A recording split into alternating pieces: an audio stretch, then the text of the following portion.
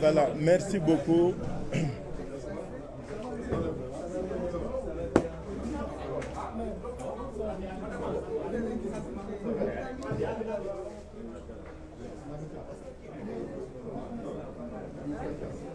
Voilà, salaamaaleykum mbooloo mi.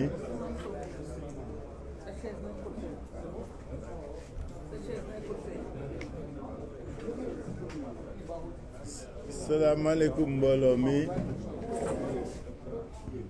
ñoo ngi sant ak gërëm ñëpp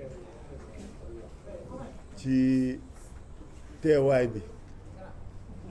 di leen remercier ci li ngeen a répondre suñu invitation. Conférence des leaders mu yéene waxtaan ak askan wi bi ñu paree élection yi commission départementale yi pare commission nationale nekk à mi-parcours ñu bëgg waxtaan ak askan wi pour yëgal leen li nga xam ni moo xew ak fi ñu jëm ak nan lañ fa nar jëme ñuy dellu santaat yàlla bu baax julli ci yonent bi sallallahu alayhi wa sallam gërëm sénégalaises yi ak sénégalais yi nekk Sénégal ak yi nekk diaspora parce que li ñëpp mën a seetlu te nangu ko mooy que ni ci élection yi sénégalais yi génn nañu voter massivement génn nañu voter clairement en faveur des patriotes, des citoyens, des Sénégalaises et des Sénégalais yi nga xam ni ñoo bëggal liggéeyal askan wi ñoo bëgg liggéey ak askan wi loolu c'est indéniable. Je crois que li ñëpp seetlu mooy bi ñu dooreeg léegi suñuy wax bariwul le camp d'en face parle beaucoup ñoo doon bàkku ñoo doon tëggu ñoo fi nekk di justifié wu mais fii ñu toll tey ci processus bi dafa laaj ñu jàkkaarloog askan wi wax leen fan lañu toll ci liggéey bi parce que nag bi ñu mujjee wax keroog dañ leen wax li nga xam ni moo doon projection yi ak perspective de résultat askan wépp d'accord au niveau de l'opinion, au niveau de la presse nationale et internationale ñëpp xam ni gouvernement Benno Bokk Yaakaar moom il vit ses dernières heures parce que ñëpp d'accord nañ ni gagné nañ leen su ngeen fàttalikoo yéen ñi doon seetaan organe de presse yi ngeen yor yéen ña ngeen jëkkoon invité discours yi ngeen doon dégg xamoon ngeen nan la mel wax ju sedd wax ju dal ay baat yuy lox looloo fa amoon parce que loolooy dëgg depuis 2 jours ñu assister ci ay manipulation ak proclamation yoo xam ni dañu bëgg askanu Sénégal ak askanu bitim réew xam ne lii raam jëm ca ñag ba du jur jàmm. ñu bëgg nag wax ko bala ñu ñuy reprocher ni waxu xamuñu ko woon, parce que sàcc ak fraude yi nga xam ni moom mooy raam du fi sotti. jéem a ëpp kees duñ ko nangu, jéem a sàcc suñu victoire duñ ko nangu. moo tax ñu jël waxtu wii tey ci guddi jàmmaarloog askanu Sénégal ci bitim réew ak ci biir réew pour wax leen ne su fekkee li ngeen voté rek la ñu ngi sant yàlla, xam nañ ñu ñoo gañe ci ndimbalam ak ci kàttanam. mais lii fas yéene nangu yàlla nag baaxee ñu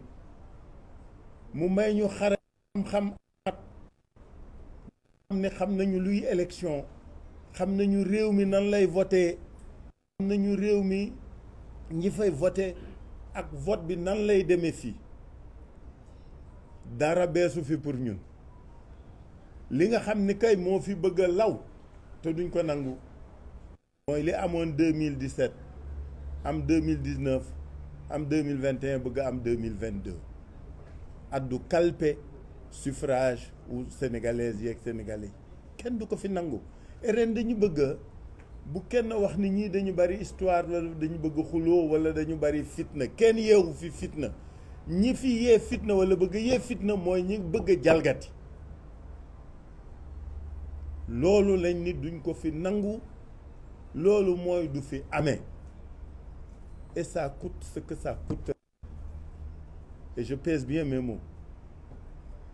loolu moo tax ñu woote tey pour waxtaan ak yéen.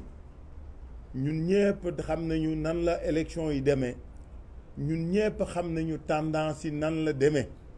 mais ñun ñëpp gis nañu lii raam te ñëpp xam nañu lan la jooju la ñu fas yéene waxtaan ak yéen, wax askanu Sénégal ni loolu du fi sotti. moo tax danaa jox léegi parole Déthié Fall mi nga xam ni mooy suñu mandataire, moom moo suivre travaux commission départementale yi avec nos représentants, et c'est lui-même qui siège au niveau de la commission nationale. suñu paree ñu jox Gakou Malick Gakou, le président Malick Gakou mu wax, su paree Adja Aïda Mbodj wax, su paree Moussa Tine wax. parce que ku nekk ci ñoom da nga fa am volet boo xam ni topp nga ko ci li xew, nga fas yéene ci waxtaan ak sénégalais yi ci kàddu yu gàtt na mais ci kàddu yu leer. parce que bi ñuy mujjee wax fii man dama yaakaaroon ne suñu gaañi suñ fi jógee président wala chefu majorité Benno dana ni ay la yëwan ren moom d'accord nañ ni perte nañu. man loolu laa yaakaaroon, mais malheureusement je me rends compte qu'ils sont incapables de fair play politique et démocratique. te am na lu kenn dul nangu. donc ma jox parole bi Déthié Fall pour mu wax. Ousmane Sonko mooy mujj wax. d'accord allez Déthié.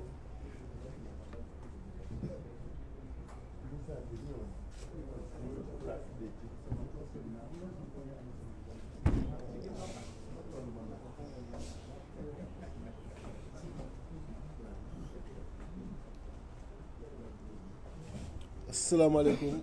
comme ni ko président waxee léegi, depuis démb à midi tàmbali nañu liggéey bi ci commission nationale de recensement des votes. yéen ñëpp dégg ngeen coow li ni mu tàmbalee ak li nga xam ni ñoom loolu la ñu commencé di wax, parce que yéen a ngi dégg 82 la ñu am, ñu am 80 yeneen ak yeneen. mais bi ñu fiy mujj def conférence de presse ci biir wax ji waxoon nañ leen ni ñoo ngi dégg ni am na ay corrections yu ñu bëgg def dans certains départements pour mën relever seeni taux ci département yooyu, pour mën rattraper gap bi ci proportionnel bi parce que dama lay waxoon suñu estimation c'est 28 ci proportionnel bi 55 la ñu am ci département yi et que ñoo ngi def ay manœuvres pour mën a dans certains départements changer loolu parce que proportionnel qu'on changer loo jox sa bopp rek changer dindi nga ko ci keneen et bi ñu demee démb tàmbali liggéey bi ba tey jii nii ñu continuer ko surtout tey dañoo intéressé wu ci bureau de vote yu bare gis ngeen ñu ni Podor ay 91 000 voix lañ fa am Matam ay 65 000 voix là où l'opposition ñu jox leen ay miettes alors que yéen ñëpp suivre ngeen évolution politique bu Sénégal gis ngeen rien que Ousmane en 2019 dans ces zones-là am na nga xam ne am na fa plus de 16%. waxuma coalition intercoalition bi nga bëgg leen jox beaucoup moins que ça xam nga loolu mënul sax jàll ci xel moo tax on s'est intéressé particulièrement ci 4 départements yi muy Podor di Ranérou di Matam di Kanel et yi ñu fa gis dafa yéeme parce que ay écarts yu extraordinaire nga fay gis da ngay gis ñu jox benn bureau de vote 250 jël wàllu 3 jox Yewwi Askan Wi 4 xam ngeen ni loolu mënul ne mais comme ñun li ñuy wax dañ koy bëgg toujours teg ci li nga xam ni suba daanu mën taxaw jàkkaarloo encore ak sénégalais yi mën leen kawan moo tax bi ñu duggee ci biir kees yi danoo jël bu nekk ñu relever irrégularité bi ban type la wax également ban bureau de vote la ban lieu de vote la ak ban commune la d'ailleurs benn instant sax bëggoon nañu photo ko pour bu ñu ñëwee mën ko présenter mais ci lañu président bu commission nationale bi ni photo mënu ko mënul permettre photographie mënul permettre photocopie et que à la limite on peut consulter comme on veut def suñuy remarque mais du ko mën a permettre et li ma ko tontu ci loolu mooy ce qu'on est en train de faire amul lu fi confidentiel c'est des documents publics déjà parce que ay PV la nga xam ni mi ngi ci bureau yi mi ngi ñu taf fépp amul lu fi confidentiel et que tey jii nii comme on est en travaux pour la régularité et la transparence des élections war nañu mën permettre yii ñu gis Sénégalais yi gisandoo ko ak ñun à travers des photocopies ou des photographies bu ko defee ñu mën ko wane et y a rien qui doit être caché à ce niveau-là et que bu fekkee ni il maintient sa décision à côté de sa décision qui partira au Conseil constitutionnel qu'il mette mon observation qui est qu'on est contre sa décision et que loolu aussi na dem au niveau du Conseil constitutionnel parce que ça n'a pas de sens même si il faut lui avouer sa disponibilité parce qu'il nous a laissé comme la loi le permet nous fouiller comme on veut ce qu'on va continuer à faire parce que avec li ñu def comme échantillonnage ak temps bi doyul pour mën a dugg ci yëpp liñ ci jot a gis yóbbee nañu ñu jàpp ni fi mu toll nii moom mënul sax proclamer il faut ñu demander dès demain pour que carton yëpp ñu ubbi ko dans ces 4 départements PV par PV de bureau de vote ñu xool ko bu ko defee irrégularité bu mu mën a doon en profondeur ñu mën ko génne pour ensemble mën a arrêter ce qu'il faut comme décision concernant yooyu nga xam ni moom la ñu gis à titre d'exemple boo jëlee lu mel ne département de Kanel commune de Bokiladji lieu de vote Bambagol bureau de vote numéro 1 muy bureau de vote yi nga xam ni wax naa leen chiffres yi nga fay gis da ngay gis ni des fois du sax am signature benn coalition amul benn signature administration bi leen nga fay gis le président du bureau son secrétaire son assesseur le secrétaire représentant coalition yi amul benn signature kooku di benn catégorie après dinaa leen liiral yëpp deuxième catégorie bi gën a grave mooy ay bureau de vote yi nga xam ni amul sax signature administration bi amul signature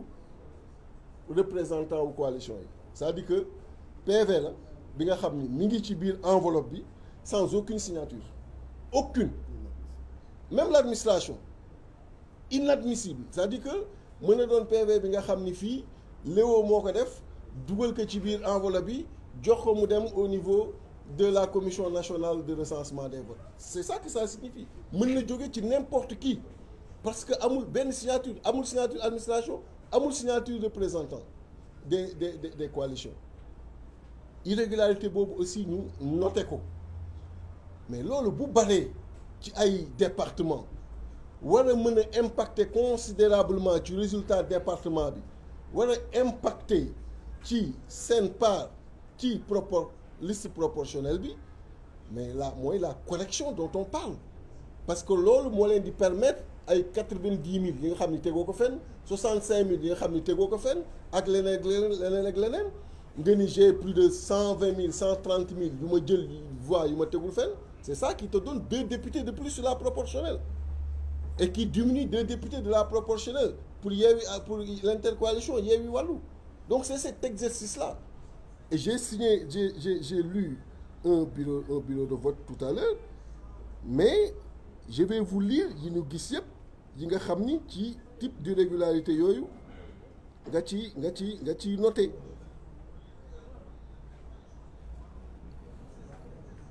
boo ñëwee ci Alana bureau de vote 1 département de Kanel commune de Aroué lieu de vote Ndiottou tu as la même chose boo ñëwee ci Doudé Bagué bureau de vote numéro 1 tu as ces irrégularités boo ñëwee ci commune de Aroué lieu de vote Lougoubal bureau de vote numéro 1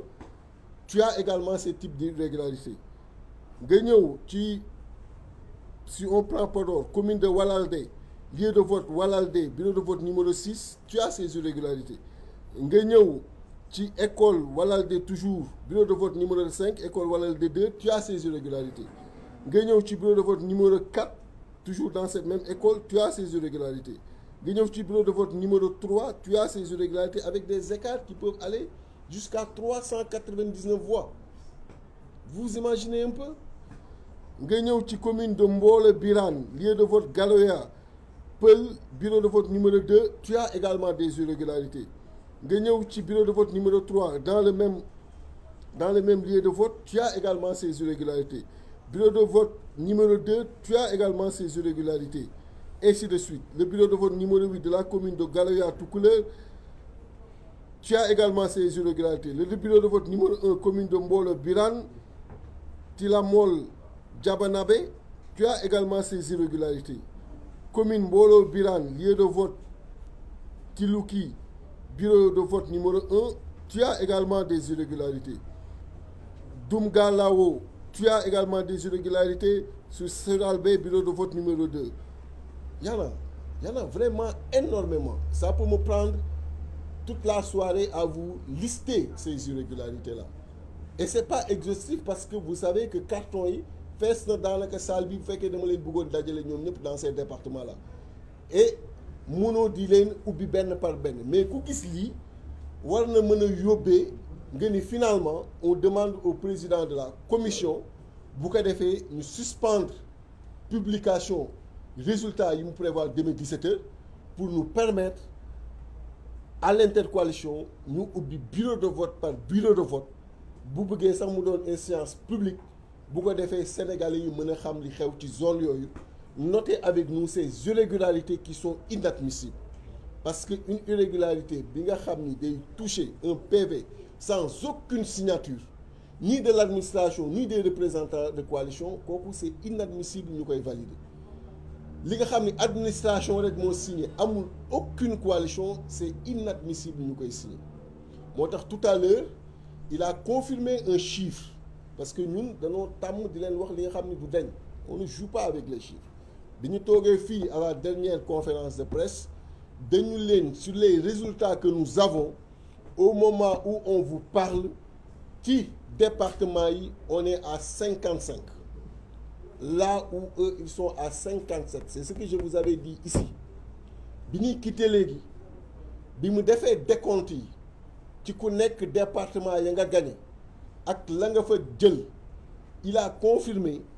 que Yewwi à 39 et Wallu à 16, ça fait exactement pour l'intercoalition 55. Vous voyez que ce chiffre-là, il n'a pas bougé. Et c'est à partir de ce chiffre et des projections, il m'a dit 28. Et ce sont ces 28-là à partir de Podor, de Matam, de Kanel, de Ranérou, avec ces scores qu'ils ont sortis et qui sont sur les PV départementaux. C'est à travers ces 4 départements qu'ils sont en train de faire la correction. Parce que le chiffre ils donnent un nombre de députés sur la proportionnelle qu'ils vont s'attribuer pour nous les arracher. Ces députés-là. C'est ça. Montard, comme noté dans les irrégularités, ce sont ces irrégularités qui font qu'à Podor, il y a 91 000, qui font qu'à Matam, il y a 65 000. Est-ce qu'il y a lieu de proclamer ku nekk ci proportionnel bi ñaata nga am moo tax bi ñu demee ba foofu ñu ni que mënu koo wax léegi proportionnel bi. Tu nous as confirmé sur les listes majoritaires parce qu'on ne badine pas avec les chiffres, mais ces irrégularités que nous avons notées, si elles doivent être traitées, elles vont impacter nécessairement sur la proportionnelle. Donc la proportionnelle ne peut être lue qu'après traitement de ces irrégularités. Et la profondeur de ces irrégularités va impacter en profondeur sur la répartition ci liste nationale bi. Et voilà. Mais demain, Inch'Allah, on va demander que nous ubbi carton yep, ubbi bureau de vote yep. Bu ko defee jël temps chaque bureau de vote bu bëggee mu doon sax séance publique ñu taxaw si ku nekk gis la nga ca gis luñ ciy valider ñu valider ko avant que muy dem au niveau du Conseil constitutionnel. Parce que ñoom ils ont la possibilité de supprimer des bureaux de vote, mais ils n'ont pas la possibilité de supprimer un scrutin dans un département ou bien de reprendre le vote. Ça, c'est de la compétence du Conseil constitutionnel. Donc voilà en résumé li nga xam ni moom lañ fa liggéey ak lañ fa gis lan fa wax ak li nga xam ni moom lañ fa nar a continuer parce que Sénégalais yi mënuñu mobiliser voter pour ñun ba pare par d'autres voies tey jii Macky Sall bëgg ko récupérer d'autant plus que boo defee même ci daw ñoom ñu génne ko boo defee le cumul en absolu des suffrages de Yewwi plus Wallu, on est devant eux, on est devant Benno Bokk Yaakaar. Même ci seen yi nii dawal ñoom même ci seen yi nii dawal attribué wu 82 jox ñu 80 en absolu maanaam ñi woteel Yewwi nga boole ko ak ñi woteel Wallu nga totaliser ko en nombre de voix, on est devant Benno Bokk Yaakaar. On est devant Benno Bokk Yaakaar. Donc la majorité ñoo ko yor. On les a renvoyés à l'opposition parlementaire, qu'ils l'acceptent. Mais la correction qu'ils veulent faire aujourd'hui est inacceptable. Donc voilà ce que je voulais dire, Monsieur le Président. ci li nga xam ni moom la ñu gis affaire bi bari na mais toog fii di leen limal lu dul jeex amul njariñ. C'était à titre d'exemple que ñu jox leen ci yenn yi mais li ngeen mën a retenir mooy demain le travail va se poursuivre et pour nous il est important que ñu ubbi kees yëpp. Même si, encore une fois, on salue la disponibilité du président de la commission, mais on récuse sa décision de ne pas laisser à la coalition la possibilité de photographier ou de photocopier ces irrégularités pour que l'opinion bi mën a gis ak ñun li nga xam ni moo fa xew. ñu leen di gërëm di leen sant jërëjëf.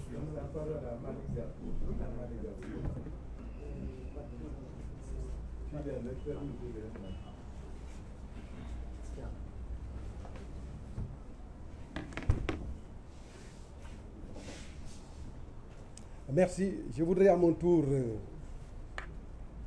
vous remercier. Le monde entier sait parfaitement qu'à travers les élections législatives du 31 juillet 2022, que le pouvoir du président Macky Sall a perdu la majorité électorale au Sénégal. Cela est manifeste. Cela est concret et cela traduit la volonté fortement exprimée du peuple sénégalais de mettre en exergue les jalons du changement à travers l'intercoalition Yewwi Wallu. Le peuple sénégalais, mû par la défense intrinsèque de ses intérêts supérieurs, mais également pour faire dessiner à notre pays les contours d'une démocratie réelle, à même de générer les conditions de satisfaction de la demande et des besoins des populations pour un développement harmonieux, mais également pour l'intégrité, la souveraineté et des perspectives de rayonnement économique et social de notre nation. Le peuple sénégalais a donné la majorité à l'intercoalition Yewwi Wallu pour redresser ce pays, pour sauver le Sénégal et pour faire amorcer à notre pays un grand virage vers son développement, vers la démocratie et l'expression des libertés. Mais cela est clair et cela est déterminant. C'est la raison pour laquelle l'intercoalition Yewwi Wallu ne peut en aucune manière accepter l'inacceptable. Et l'inacceptable, non acceptable, c'est la volonté manifeste du président Macky Sall et de son gouvernement de confisquer la volonté populaire. Cela, nous ne l'accepterons pas et cela ne passera pas. Notre mandataire national, le président Déthié Fall, vient de le dire, c'est à travers un patchwork de mécanismes aussi alambiqués les uns les autres et par le truchement de falsification de procès-verbaux que le pouvoir et le gouvernement veulent s'y prendre. Mais cela ne passera pas. Personne ne confisquera la volonté populaire et nous allons mettre en exergue tout ce qu'il faudra à cet égard pour faire obstacle à cette entreprise totalement en porte-à-faux avec les intérêts du Sénégal et la volonté populaire fortement exprimée le 31 juillet dernier. Je voudrais à cet égard remercier le peuple sénégalais, remercier les Sénégalais d'ici et d'ailleurs, remercier particulièrement les Sénégalais de la diaspora qui se sont mobilisés pour fortifier cette majorité indiscutable pour l'intercoalition Yewwi Wallu pour le changement. maa ngi leen di nuyu di leen gërëm di wax ne li nga xam ne nii moo fi xew le 31 juillet dafa leer nañ li mu leere mooy sénégalais yi ñi nekk ci biir réew mi ak ñi nekk ci bitim réew ñëpp a taxaw ndaxte dañoo sonn dañoo lot dañoo bëgg changement dañoo bëgg beneen Sénégal bu am beneen xar kanam boo xam ne nii day méngoog fii nga xam ne nii dayoo réew mi fa la toll te loolu leer na ne pouvoir bi fi nekk muy pouvoir bu Macky Sall ak régime am joxuñu ko Sénégalais yi loolu moo tax Sénégalais yëpp jóg ci biir réew mi ak ci bitim réew ñëpp taxaw takku jóg voté ba ñu voté ba pare ñu gagné parce que kenn réerul mbir ne Yewwi Wallu moo gagné kenn réerul mbir ne changement moo gagné kenn réerul mbir ne beneen doxalin moo gagné loolu nag la fi président Macky Sall bëgg a bàyyi bañ ne du bàyyi lii nga xam ne ni moom la Sénégal yi bëgg ñu doxal ko assemblée nationale mu nekk assemblée bu bees assemblée boo xam ne nii day nekk ci li nga xam ne nii moom la doomu aadama yi bëgg mooy askan bi lu bëgg moo ñu delloo askan wi li mu moom loolu nag duñ ko nangu te nag ñu koy wax ne lu mu ko jaral rek jaral nañu fukk te bu neexee yàlla volonté populaire boobu du ñu nangu ku ko confisqué daañu taxaw jaakaarloog ñoom ba yoon li mu laaj ñu am ko te loolu yoon li mu laaj bu ñu koy amee mooy lan mooy bu neexee la assemblée bii di ñëw cohabitation mooy am mooy ku jégi mooy giite ku jégi mooy doxal ku jégi mooy indi yoon te yoon boobu mooy yoon bi nga xam ne nii moom le peuple sénégalais bi wax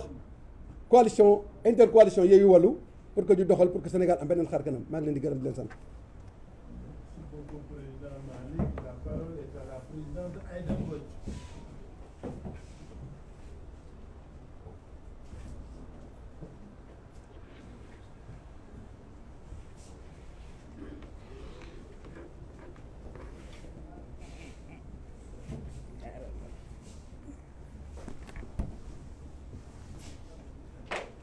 Je vous remercie, Monsieur le Président. asalaamaaleykum ñu ngi leen di nuyu. man dama jàpp ni tête de liste su Benno Bokk Yaakaar bi muy wax ci saasi ak patam-patam ji mu doon def pour gaaw wax nombre de départements boobu rek la avoué défaitam. te loolu langage d'initié la c'est un langage codé qui s'adressait à son clan. C'était un appel au secours. Dès lors, son clan s'est organisé et a déclenché le processus de fraude. En quoi faisant? En organisant les 4 départements que sont Matam, Ranérou, Kanel et Podor. Un PV sans signature de représentant, c'est un produit de la fraude, c'est de la fraude pure. Ça veut dire que c'est un PV tombé de nulle part, fabriqué, produit, qui participe à ce processus de fraude. Processus de fraude boobu boo calculer te loolu du waxuma la ñun les acteurs politiques mais dañu war a xam ni Yewwi Askan Wi population yi peuple bi moo ko adopté mais au-delà du peuple c'est une question de vote c'est-à-dire ñi nga xam ne ñoo calculer différentiel bi nga xam ne ñoo nekk entre ces 4 départements ba muy 240 000 voix ci coefficient wu 60 241 ça va faire 4 députés moom il s'est mis à raconter dans son appel au secours il leur dit moi je n'ai que des départements où on compte 1 2 1 2 1 2 donc débrouillez-vous pour nous trouver dans la fraude 4 députés. On ne peut pas laisser passer. Le peuple ne laissera pas passer. Le peuple va s'opposer à cela, à cette fraude massive. Parce que ce vote-là, c'est le vote du peuple. C'est le vote qu'on n'a pas acheté. C'est le vote bu sell la. Vote bii vote bu sell la. Du vote bu ñu jënd, du vote bu ko ànd ak corruption, du vote ay transfert, du vote dara. Vote la boo xam ni c'est la volonté populaire. Donc moomatuñ ko. Ñun li ñu am rek pour def ko mooy on a toujours servi ce peuple. Et par rapport à ce service Déthié amatuloo droit dellu gannaaw. Parce que tu es en train de servir le peuple comme tous les autres membres de Yewwi Askan Wi comme ñu waroon campagne wax ak peuple bi comme ñu doon diriger liste bi comme notre tête de liste comme le président de la conférence des leaders comme ñun ñëpp dañoo servir le peuple permettre au peuple de s'exprimer de façon claire permettre au peuple de dire à Macky Sall doy na permettre au peuple de dire à Macky Sall sonn nañu permettre au peuple de dire à Macky Sall que nous sommes souverains, nous sommes autonomes, nous avons le droit de dire oui, nous avons le droit de dire non. Donc nous rendons hommage à ce peuple. Et justement, par rapport au respect à ce peuple, nous occultons la réponse du clan de la tête de liste. Que son clan réponde, c'est une affaire là. Mais duñ leen bàyyi 240 000 voix. C'est trop. Et non seulement duñ leen ko bàyyeel mais boo yeboo fouiller encore fouiller parce que su ko jaree nañu commencé waat vote bi foofu ci ñeenti département yi su Sénégal yépp valider seeni liste ñoom ñeenti département yi ñuy buure di bourrage ba finalement ñu reprendre le vote ñu war ko reprendre mais kenn du hypothéquer le vote des Sénégalais. Je vous remercie. Merci beaucoup, Aïda. donne la parole à Moussa Tine, au président Moussa. Même chose, non?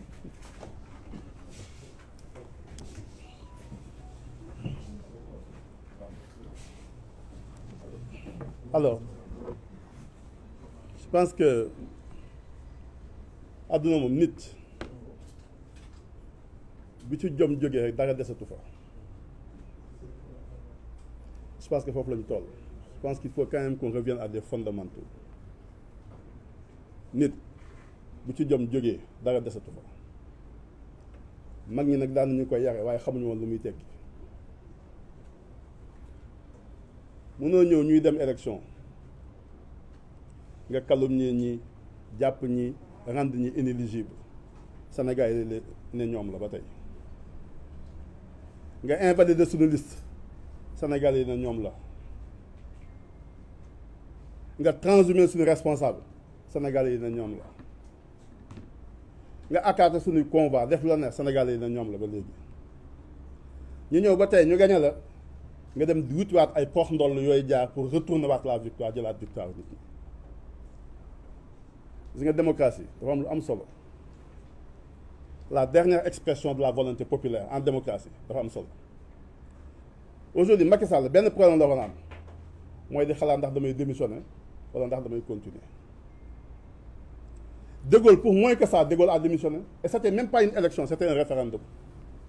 mu dem il n'a pas obtenu la majorité qu'il voulait mu xam ne maintenant il ne peut plus gouverner ce pays-là parce qu'il est en situation de minorité. Il est parti en 1968, il a quitté le pouvoir. C'était le héros de la Seconde Guerre mondiale.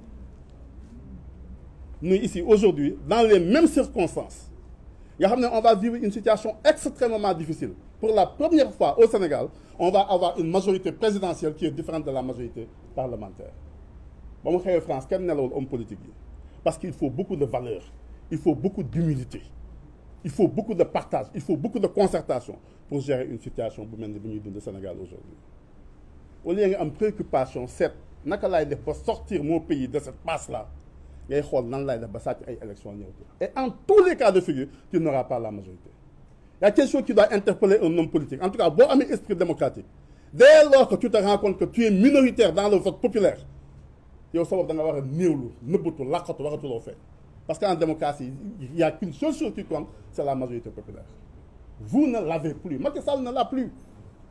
Il a perdu à la fois la majorité populaire et il a perdu aussi la majorité parlementaire. Les deux choses, il y a encore. Donc, moment d'introspection, et il ne faut pas qu'on vienne nous dire non, c'est lui le problème du Sénégal, c'est personne d'autre. Même quand il fait transhumer des gens, ici et là, il perd quand même l'élection. Le problème des Sénégalais, ce n'est pas l'entourage de Macky Sall, c'est personne d'autre, c'est Macky Sall lui-même. Il faut quand même qu'on tire les leçons de ce scrutin-là. On ne peut pas, et ça, aucun Sénégalais, amul benn Sénégalais, du mag, du ndaw, du góor, du jigéen, y a amul benn Sénégalais bu mën a xëy suba dégg Macky Sall ne gagné na élection yi d'une manière ou d'une autre. Il n'y en a pas. Donc ce pays-là a assez souffert de la violence politique. Wees nañu fu ñuy wàcce si xeex si mbedd bi di kii. J'espère vraiment que cette fois-ci, Macky Sall pourra faire preuve de grandeur, au moins pour une fois dans sa vie. Dépasser samay bëgg bopp samay projection politique bopp. xalaat ne ab askan lay jiit daf fi war a jóge bàyyi fi woy parce que de toutes les façons il va partir. Un signal qui est déjà lancé, c'est fini. Les Sénégalais n'y reviendront pas. Donc moment yooyu bu toogee nag da ngay dal nga xalaat xool nan lay def ba génn waaye yow xalaatoo lu dul nan lay sàccee nan lay def ba dëpp élection nan lay parce que ce que Déthié a dit il n'y a que deux possibilités et il faut d'ailleurs les féliciter pour d'abord le travail énorme qu'il a fourni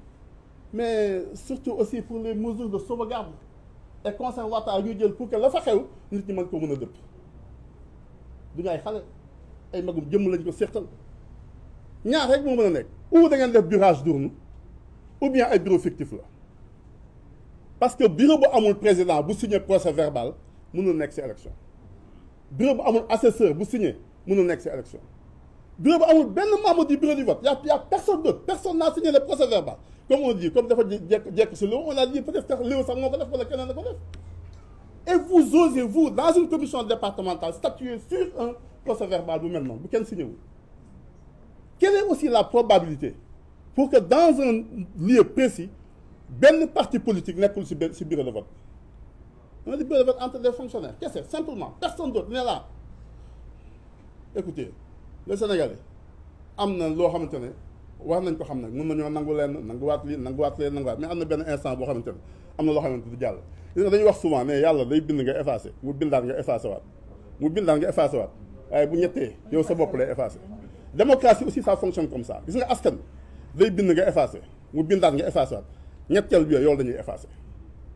et c'est ça qui risque d'arriver dans ce pays-là. Nous sommes dans un moment trouble dans un moment de réflexion boo xamante ne am na lu ñu war a bàyyi xel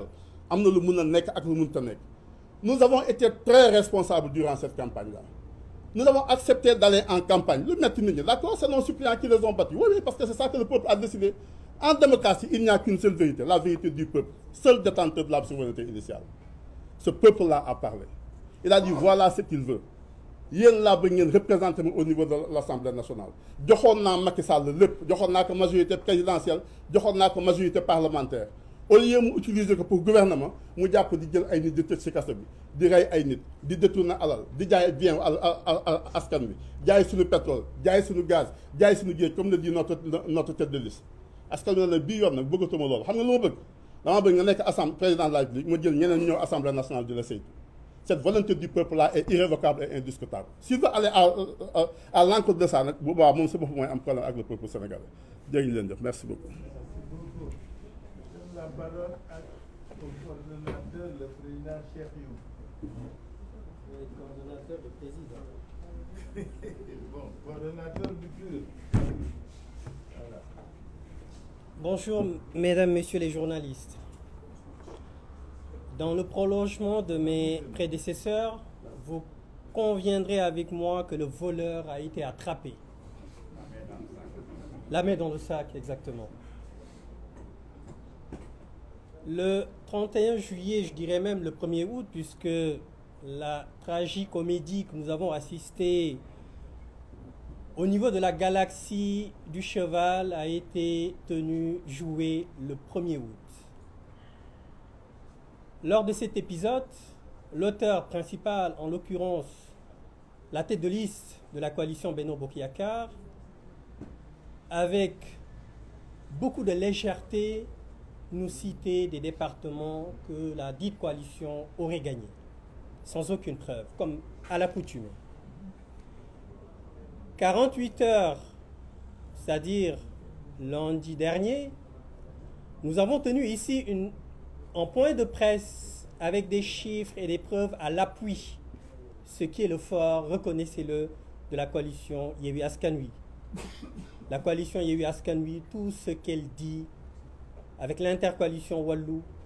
tout ce qu'on nous disions, nous le basons sur des preuves. Encore une fois de plus, Déthié Fall qui a plusieurs casquettes, de chasseur, de pêcheur, d'investigateur, et encore retourné à la chasse et a eu un résultat impressionnant qu'il vous a expliqué tout à l'heure. Ceci pour vous dire qu'aujourd'hui, on est en face de gens qui gouvernent mal, qui volent mal, qui gèrent mal et qui trichent mal. Vous savez, quand on est nul et incompétent, c'est pas pour un seul jour, c'est pour toujours. Macky Sall, depuis 2012, terrorise le peuple sénégalais. Depuis 2012, rend,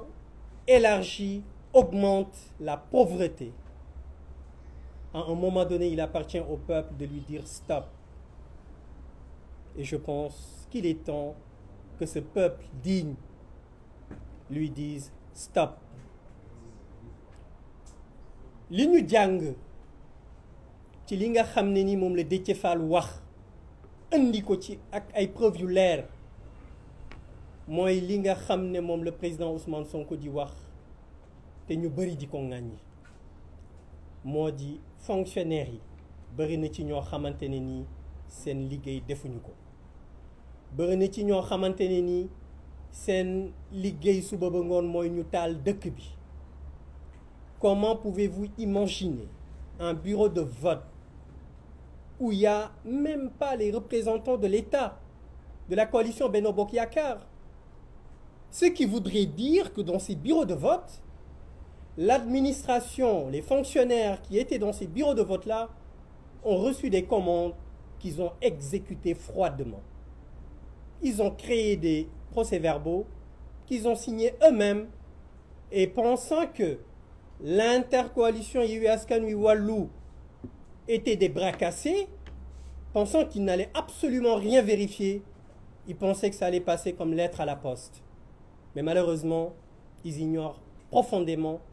que la coalition Yewwi Askan Wi, l'intercoalition Yewwi Wallu, ce sont des gens responsables, qui ont une certaine rigueur et qui vont jusqu'au bout du travail. Et c'est la raison pour laquelle je disais tantôt que ce sont des gens qui trichent mal. S'ils étaient vraiment des gens conscients, responsables, ils auraient ne serait-ce que ce forfait, essayer de le maquiller d'une certaine façon. Mais incompétents qu'ils sont, ils n'ont pas eu cette sagesse de le faire. moo tax li may wax askan wi lay waxal ñëw nañ ci investiture yi Macky Sall ak ñi mu àndal ne seen liste suñu liste titulaire yu Yewwi Askan Wi du jàll ñu xeex def lu ne am ñu ñaan ñun ñu xam dans notre profonde conviction que ni même suñu ay suppléants danañ leen tëj ñu ne leen léegi danañu wàcce ci terrain bi ànd ak suñu ay suppléants ñu taxaw wan leen ne le bëggu leen ñu bokk waaye suñu ay suppléants danañ leen tëj puisque Sénégalais yi bëggatuñ leen ñu ngeen gis li xew ci campagne bi moom laa doon wax barke démb fu ñu génn ñëpp ànd ak ñun ñoom fu ñu génn ñu leen di yuuxoo ñu ñëw ci élection bi sénégalais yëpp ànd ak ñun votel intercoalition Yewwi Wallu waaw sénégalais yi nga xamante ne ni constitution moo leen jox droit bi nga xamante ne ni dañu leen wax ne leen bu jamono jotee ci benn diir mën ngeen exprimer wu ngeen changer ñi leen di représenter assemblée nationale ñu jël droit boobu exercer ko ba ñu ko exercer ci seen choix ñu jiital l'intercoalition Yewwi Wallu wan ne Macky Sall bëggatuñ la doyal nañ ci yow demal Macky Sall nag ne leen yéen askanu Sénégal bëggatu leen ma doyal ngeen ci man waaye duma dem fi lay toog askan wi wax ko ne ko juróomi at yi passé danga ñoo indil assemblée nationale boo xamante ne nii kenn xamul li muy nirool seen spécialité moo nekkoon lan kàcc seen spécialité moo nekkoon lan tuumaal gor seen spécialité moo nekkoon lan trafic de faux billets seen spécialité moo nekkoon lan trafic de passeport rax ci dolli ñu nekk benn automate boo xam ne nii da nga koy bës rek mu def li nga bëgg ba tax na ci loolu la Macky Sall bëgg ak nguuram jàllaleel mbirum góor jigéen ñu ngi leen koy wax booba taay du ay caaxaan mbirum góor jigéen boo leen seetloo ci campagne bi kenn ci ñoom ñemewu ci addu mouvement bi leen seeti woon nu ñu tuddati sàmm seeni jikko seeti nañ leen ñu nanguwuñ si ñëpp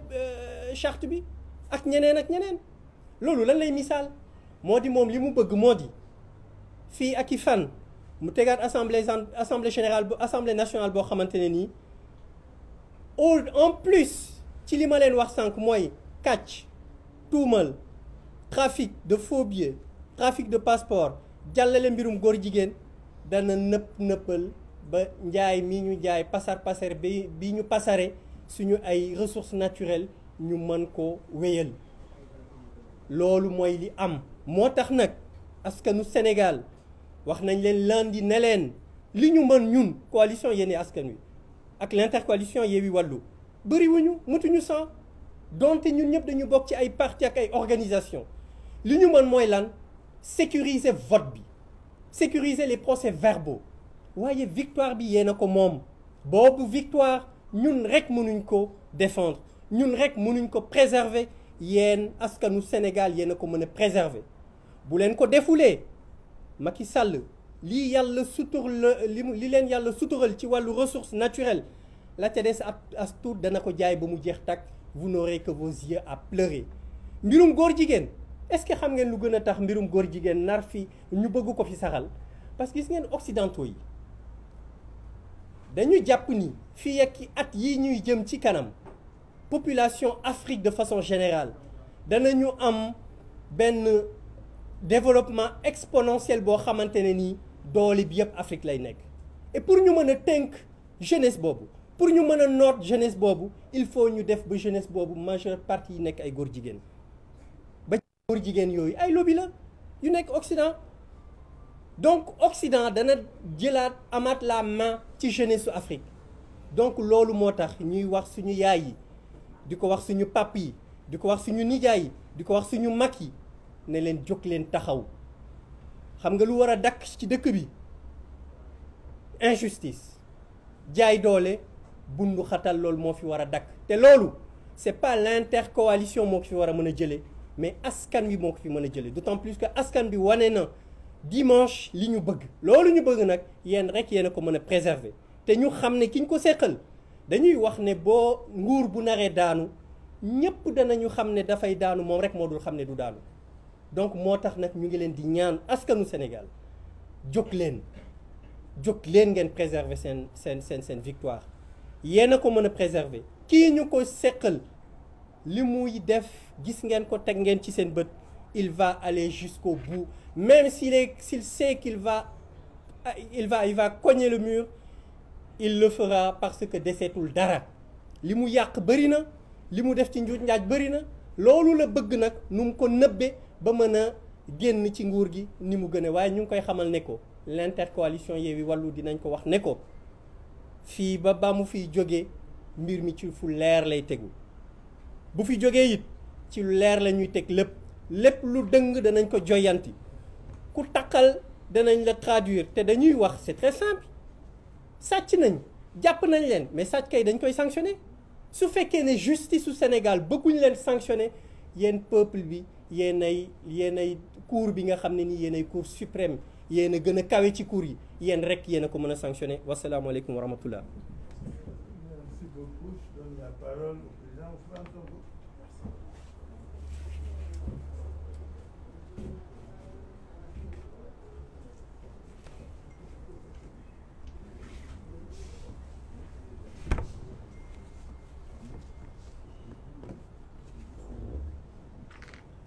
mbokk yi asalaamaaleykum ñu essayer tënk ci quelques kàddu rek li ñu war a wax ci situation bi ñuy dund di doore sama kàddu ci jaajëfal askanu Sénégal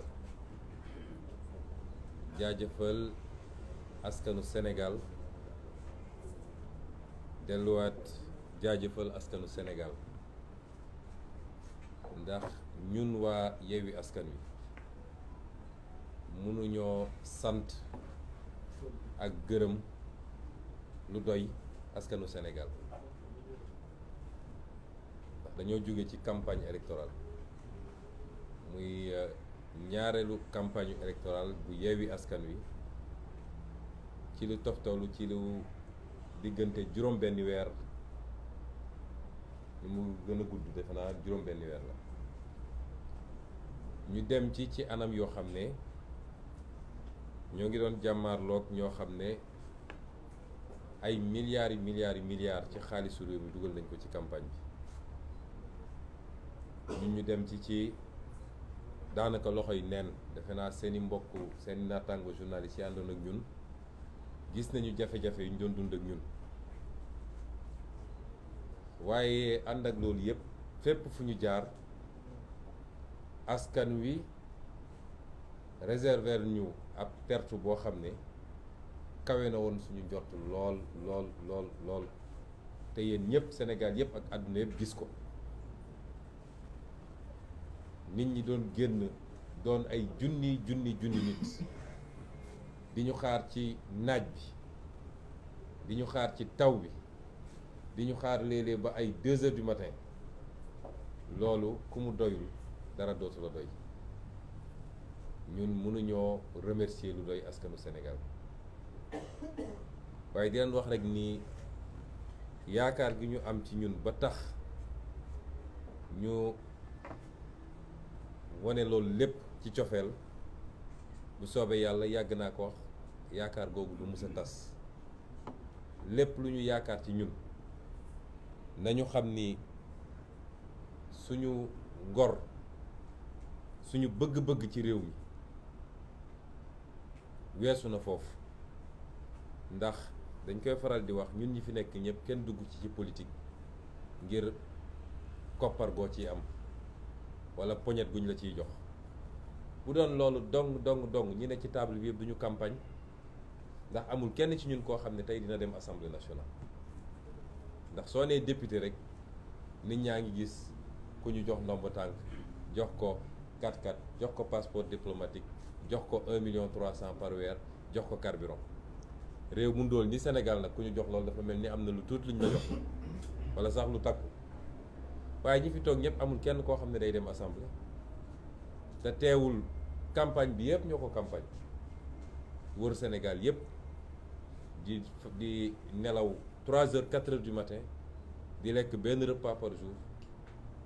campagne nañ ci taw campagne nañ ci naaj campagne nañu ci ngelaw loolu cofeel gi ñu am ci Sénégal ak yéene gi ñu am ci Sénégal moo tax ñu def ko kon ñu gàcce gàllama askanu Sénégal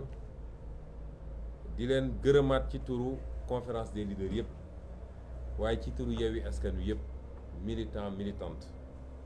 dinaa jagleel nag ngërëm gu spécial jeunesse su Sénégal bi parce que ñun bi ñuy commencé politique dafa am lu ñu bëggoon mooy fexe ba jeunesse su Sénégal intéressé waat ci politique ndax fexewoon nañ ba gëmloo jeune kuy jeune rek ni yow politique dafa salte mbirum mag ñi la bu mu la intéressé te loolu musiba la ci réew moo xam ne 65% ay ndaw lañu ñun suñu premier objectif mooy fexewoon ba jeunesse bu nekk di intéressé wu jeune bu nekk di intéressé wu ci politique ndax politique mooy ni ko tubaab bi waxee rek mooy li xew ci sa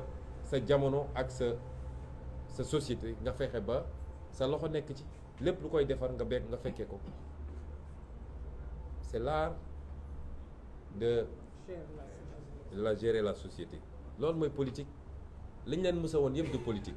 ndax nit ñi sàcc alal réew mi jënd ay militants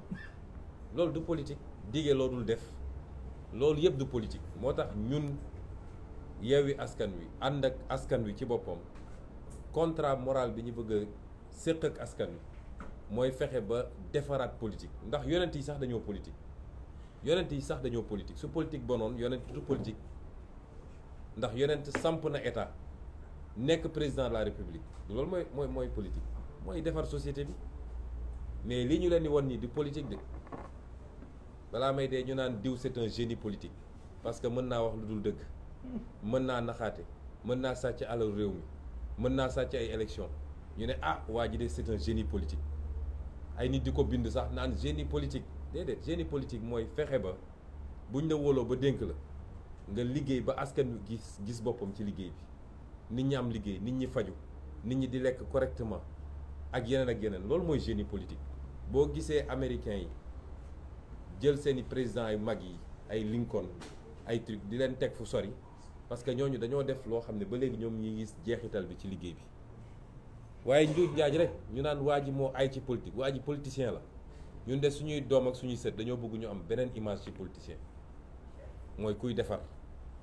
ku bëgg réewam gëm réewam jiital intérêt réewam ci lépp loolu mooy politique kon contrat moral boobu ñu séq ak askan wi moo andi lii ñu am ci élection bi ndax élection bi gagné nañ loolu du lu ñuy laam-laame c'est-à-dire même configuration actuelle bi ñu nekk rek wala ni élection bi gagné nañ ko ñii ñu jàmmar lool 2017 127 députés la ñu amoon ci 165 yi 127 députés su ma koy xayma ci wolof mooy téeméer ak ñaar fukk ak juróom ñaar ci téeméer ci soo dajalee député yëpp téeméer ak juróom benn fukk ak juróom ñoom loolu la ñu amoon.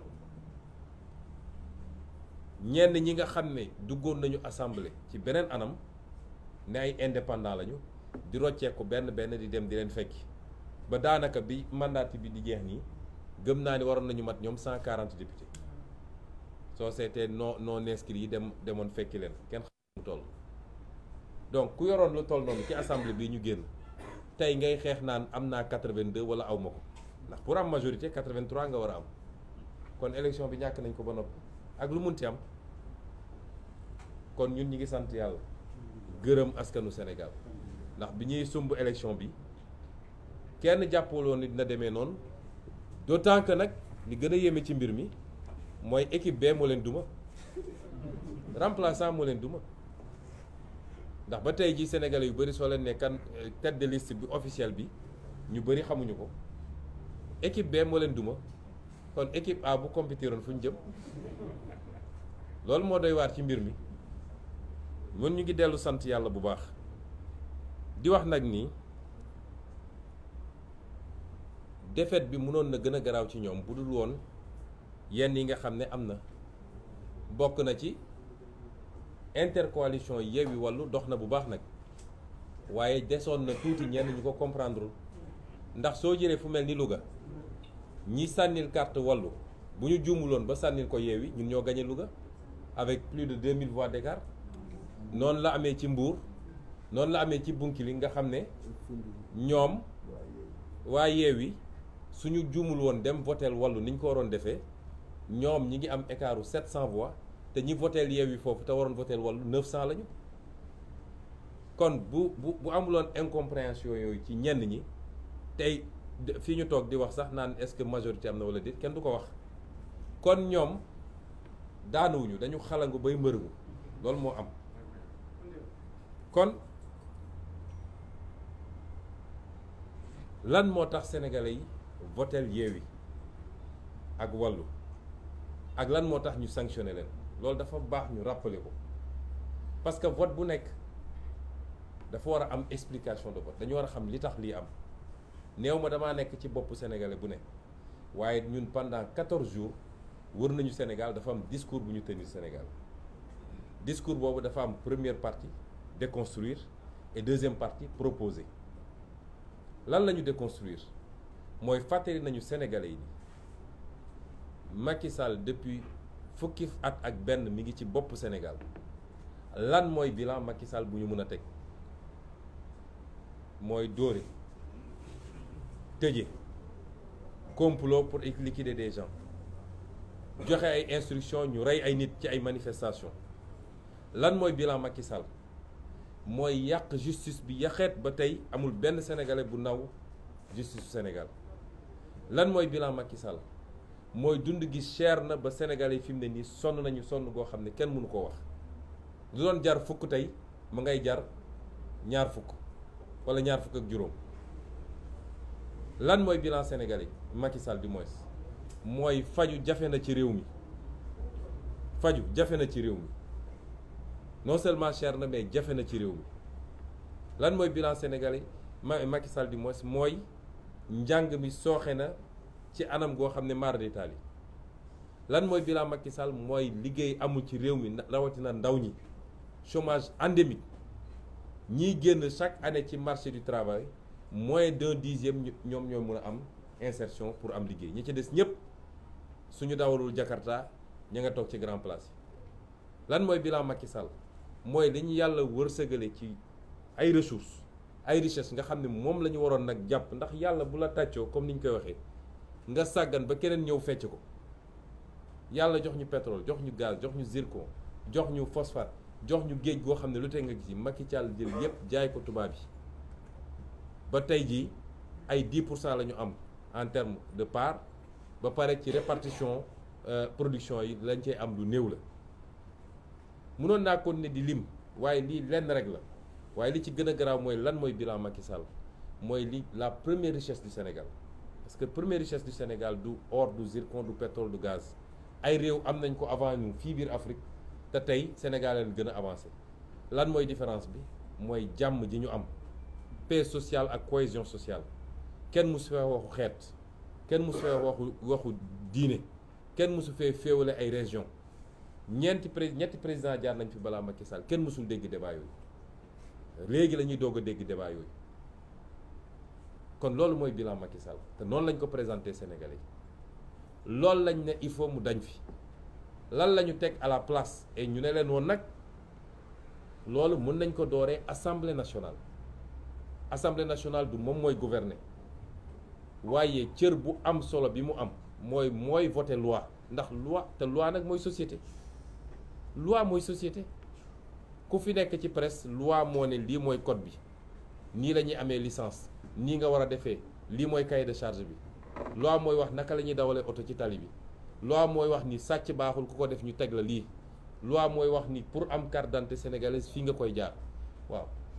suñu nee loi boobu fii lañ koy voté kan moo mën a ne foofu amul solo cim réew. ñaareel bi mooy assemblée nationale mooy voté budget bi te budget nag wax dëgg yàlla suñu nee 6000 milliards nga am cim réew ñu ne budget bi moo koy tasaare lan mooy dem ci njàng lan mooy dem ci paj lan mooy dem ci napp gi lan mooy dem ci mbay mi lan mooy dem ci emploi ak yeneen kooku nga nekk cër boobu du cër bu am solo cim réew. ñu ne lan mooy rôle assemblée nationale encore ñu ne assemblée nationale mooy caytu nu ñu yoree réew mi contrôler action gouvernement kon loolu dañ ma bëgg wax ni loolu amul solo cim réew. ñu ne lan mooy rôle assemblée nationale ñu ne rôle de représentation mooy député mooy dugg ci askan wi xool lan mooy jàmbatu askan wi mun a dem assemblée nationale jooyal leen ko foofu kon cër bu ëpp cëru assemblée nationale cim réew amul. moo tax ñu ne woon Sénégalais bu ngeen ñu joxee majorité am na liggéey boo xam ne mën nañ ko commencer déjà yeggali ko nag bu soobee yàlla 2024 gannaaw bu ñu fi jëlee waa ji discours boobu la Sénégalais yi dégg ñu leen bu ngeen ñu joxee majorité suñ ñu andilee projet de loi 2023 nga xam ne moom la ñu war a examiner à partir de novembre bu dee projet de loi boobu intégré wul jiitalul lan liy yitte Sénégalais yi dañoo bëgg dund gi wàññeeku gaz bi ceeb bi diwlin bi suukar bi yeneen ak yeneen dañoo bëgg loolu wàññeeku bu ñu andilee projet de loi boo xam ne loolu dugaluñu ko ci projet de loi boobu dañ koy delloo Macky Sall ak gouvernement am en seconde lecture ne ko kii duñ ko wote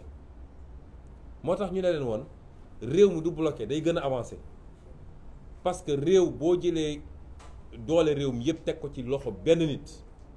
su dee nit kooku ku baax la ku yeewu la ku bëgg réew mi la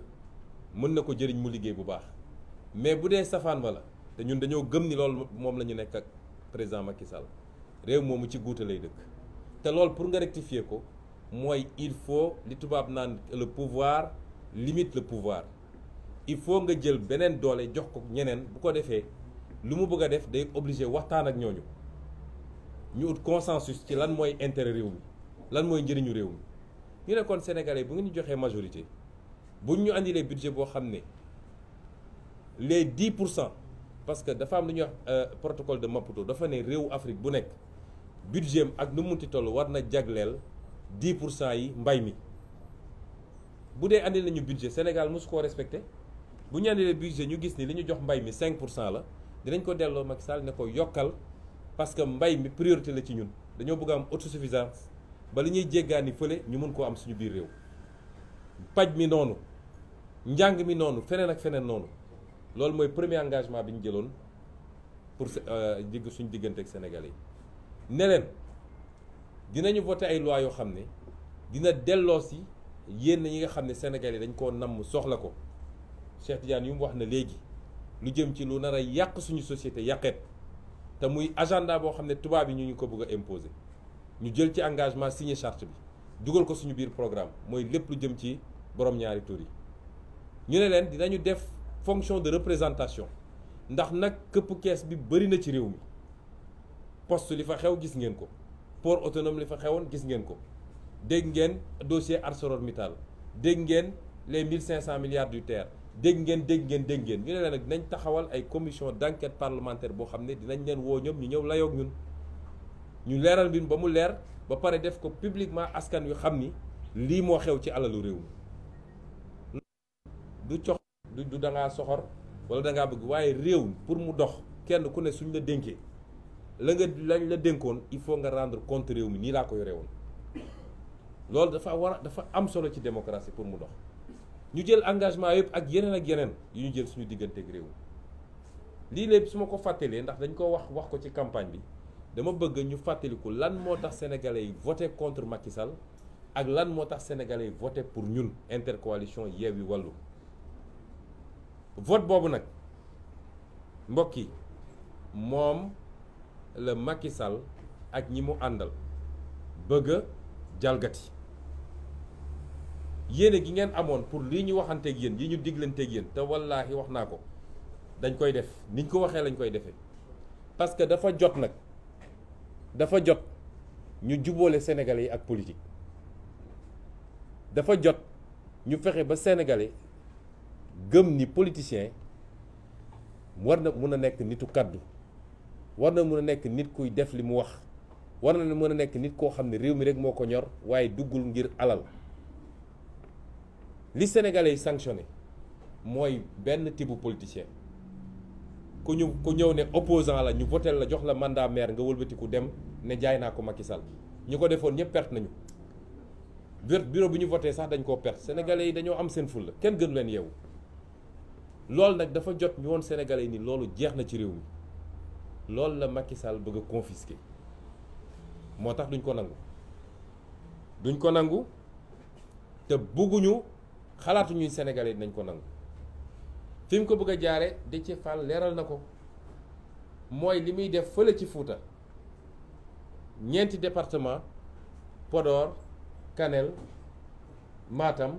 ak Ranérou foofu la ko bëgg a def ndax ma bëgg a leeral benn mbir nag mbir mi du affaire nett ku bandum nañu bàyyi wax yooyu waa Fuuta bu leen neexoo ñu voté 100% Macky Sall am nañu sañ-sañ bi ñun du gagné nañu Casamance gagné nañu Ndakaaru gagné nañu feneen ak feneen kenn ku ne am nga sañ-sañu voté neex homme politique day am base Sine mu ngay voté Macky Sall boobu ba léegi Saloum mu ngay voté Macky Sall boobu ba léegi Casamance mu ngay voté Yewwi Bawol ma ngay voté Wallu ak Yewwi problème kon buñ fi wax ay waxu nett ku bandum wala yu demee noonu ku ko wax tooñ nga nit ñi mais la yéeme ci mbir mi mooy waa Fuuta voté lu ñu Macky Sall léegi fépp foo xam ne vote bi jaar na yoon mooy administration signé na ñun suñuy représentant signé ñoom seen représentant signé am na ci bureau de vote yoo xam ne ñun ñoo ko gagné am yoo xam ne ñoom suñ ko gagné écart yu ndaw la ay 20 voix 25 voix kon le Fouta a tourné le dos à Macky Sall li xew c'est une entreprise de fraude massive boo xam ne ay hommes politiques ñoo ko organisé ça n'a rien à voir avec le Fouta corruption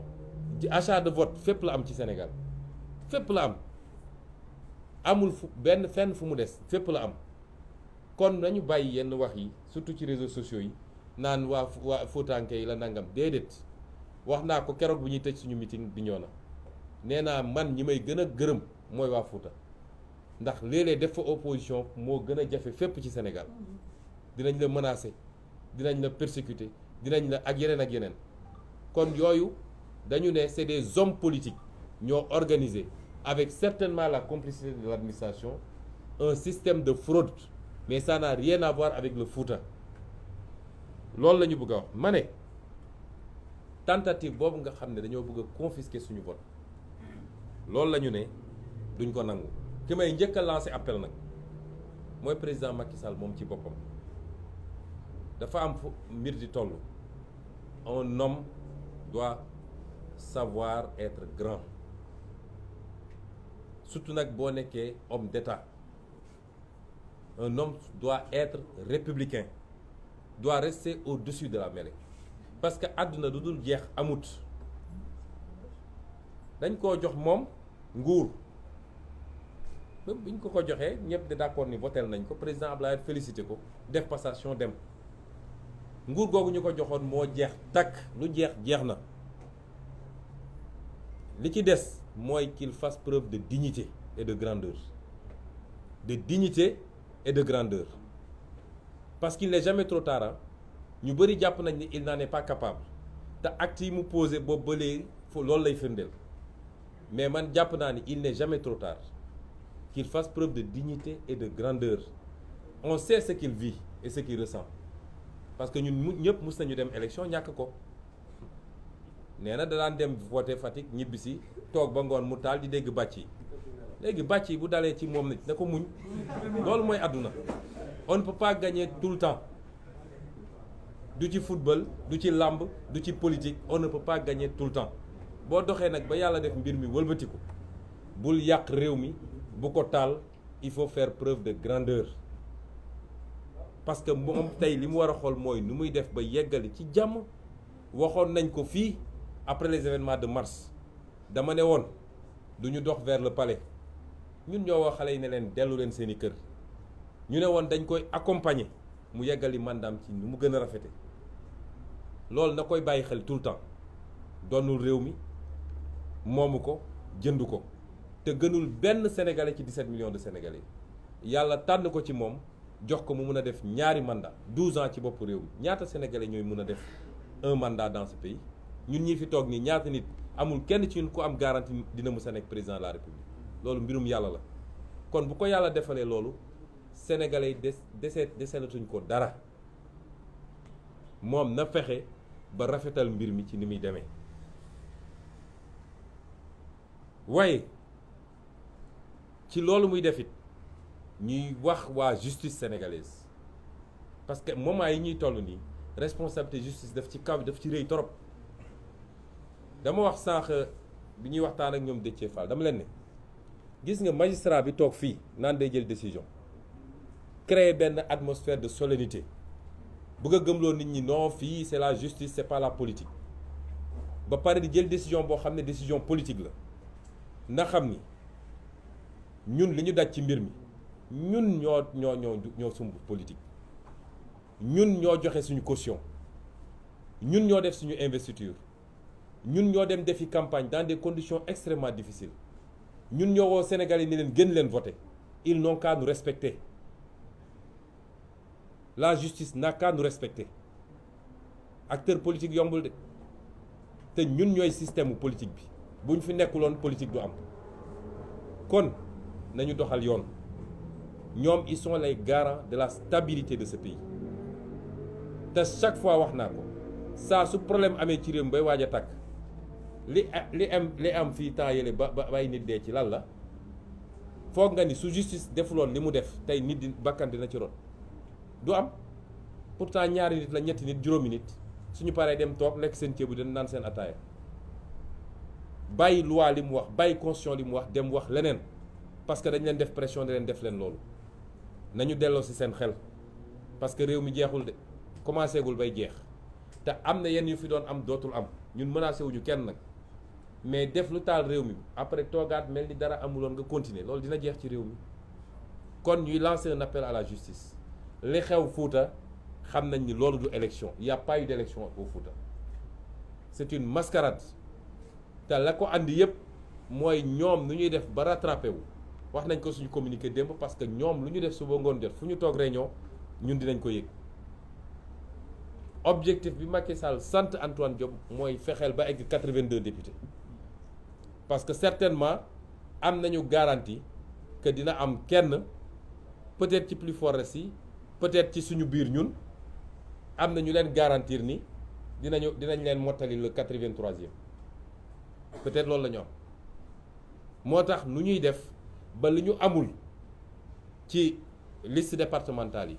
seen quotient seen voix ci quotient yi mënu leen ko may naka la ñuy def bay gonfler les chiffres au Fouta chiffres yooyu moo leen di permettre ñu rattraper 2 députés ou 3 députés loolu mooy exercice bi ñuy def nii moo tax ñu ne justice bi na jël responsabilité ce qui s'est passé là-bas c'est pas une élection te mënuñu ko nangu wax tamit ni ñoo ngi woo askan wi nag parce que dañoo wax ak Macky Sall jàpp ni pour une fois ñi koy wër di ko nax ne ko yaa fi nekk yaa yor doole koo xam ne 65% lañ la fale woon nga ñëw ne gagné nga 58% il y a 4 ans de cela tey nga ñëw di xëccoo ay 45%. ñun on a 1,500,000 voix et quelques moom il a 1,480,000 voix et quelques kon xam nga ni kooku te loolu boolewuñ ci yeneen di si li ñu am kooku ñàkk na réew mi ñi ko doon nax bu dee dese na ko tuuti xel dina xam ni loolu ñii dañ koy dugal rek mais comme dañ ko lancé appel ne ko na dellu si xelam na revenir sur terre lañ ko bëgg a wax mooy su ko deful it dinañu fekk fii parce que dafa am yoo xam ne mënul am ci réew mi moo tax ma woo askanu Sénégal à défendre son suffrage par tout moyen nécessaire bu dee dañ ko bëgg a foqati askanu Sénégal la waxal rawatina jeunes yi nañ ñu déglu nag fan yi di ñëw parce que processus bi jeexagul peut-être suba wala gannaaw suba dinañ proclamer les résultats provisoires bu dee dañu maintenir les fraudes de qui sont passées au Fouta dinañ def recours ci conseil constitutionnel waaye nañu askan wi déglu déglu suñu mot d'ordre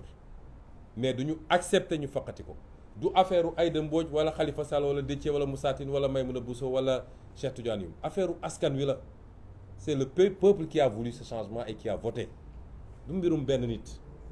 loolu tam dinañ ko wax lancer un appel aux forces de défense et de sécurité bu ñu topp ce pouvoir finissant buñ ko topp ñu leen di dugal ci ay actes yoo xam ne li xew barki dem bi ñoon ak Ziguinchor mi ngi fi des ba léegi te dossier bi duñ ko bàyyi dinañ ko poursuivre ba fu mu war a yegg jusqu'à quand lañ leen di jox ordre ñuy tirer sur des manifestants pacifiques et qui réclament leurs droits loolu tam nañ ci bàyyi xel lancer également un appel aux militants même de Benno Bokk Yaakaar su dee dese na leen benn once de patriotisme bu ñu topp lii ñu leen bëgg a dugal parce que ñoom xam nañ ni ils sont sociologiquement minoritaires dans ce pays seen campagne woon na leen ko fu ñu dem ñu yóoxoo leen su dul woon milliards yi ñu génne et malgré ces milliards là ils ont mordu la poussière loolu soo tollee foofu nag xamal ni jeexal nga lu jeex na ñaari rakkay jeex na kenn mënu ci dara donc lii la ñu bëggoon wax ci lu gàtt di gërëm askan wi yëpp di delluwaat gërëm askan wi yëpp Sénégal réewu jàmm la jàmm lañ fi bëgg jàmm ji nag tey ma nga ci loxo Macky Sall ak ñi mu àndal nañu suturaal seen bopp nañu jiital intérêt réew mi nañu bëgg réew mi te xam ni nguur c'est pas une fin en soi ñu ngi leen di gërëm di leen sant asalaamaaleykum. jërëjëf merci beaucoup.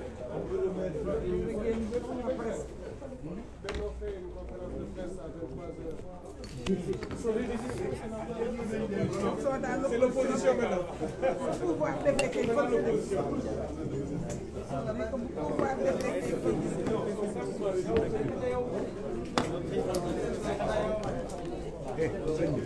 sama audience bi kan la kañ la